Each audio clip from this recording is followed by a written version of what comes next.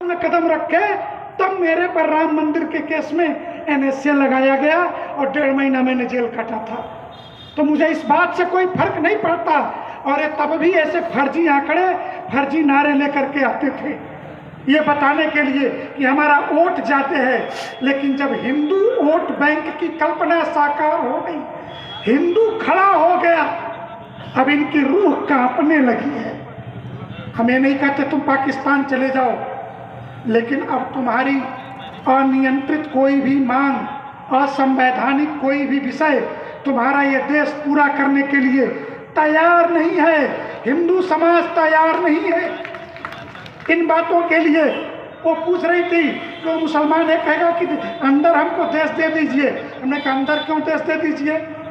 23% मुसलमान थे, 30% भूभाग दिया, 15% गए, तब भी 8% रह गए। वो 8 बढ़ करके 13 जो हुए, वो 8% जिनको हिंदुस्तान का कानून और हिंदुस्तान में हिंदू और अमन चैन पसंद नहीं है, उनके लिए देर नहीं हुई है। कृपया वो पाकिस्तान में रुखसत कर सकते हैं, यहाँ से जा सकते हैं। उनको तो देश 75 साल पहले दे दिया था, अब देने की बात कहाँ है? अब तो ऐसे ही है कि तुम हमारे छाती पर मूंग डल रहे हो। यहाँ बैठ करके तुम्हें हिंदुस्तान का कानून मानना होगा। पूछा कि ये हिंदू राष्ट्र, कुछ लोग हिंदू राष्ट्र की बात कर रहे हैं, कुछ धर्माचार्य कि हिंदू राष्ट्र। मैंने कहा अलग से हिंदू राष्ट्र की कोई जरूरत नहीं है। बाबा साहब भीमराव अंबेडकर का संविधान हिंदू राष्ट्र का संपूर्ण संविधान है। आप पूछेंगे स्वामी जी आप ऐसे कैसे कह सकते हैं? एक बात बताओ, 132 सांसद 542 में से SC ST बनेगा। SC ST इस्लाम में है क्या? बाइबल में है क्या? अनुसूचित जाति, अनुसूचित जनजाति किस आधार पर तय होगी?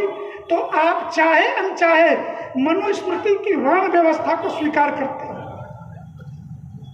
और हिंदू समाज के जाति विभाजन को स्वीकार करते हो।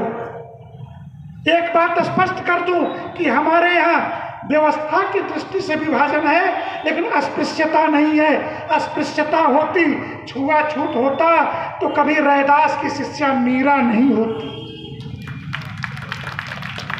कभी मछुआरे की बेटी के गर्भ से वेद अभ्यास पैदा नहीं होते। इसलिए ये छुआछूत हमारे धर्म संस्कृति का हिस्सा नहीं है, ये ध्यान रखिए। लेकिन SC ST 132 सांसद बनेंगे, ये इस्लाम में नहीं है, ये विशुद्ध रूप से बाबा साहब भीमराव अंबेडकर के उस संविधान का हिस्सा है। ये SC ST हिंदू ही होगा, इसलिए उन्होंने नई चाल चली।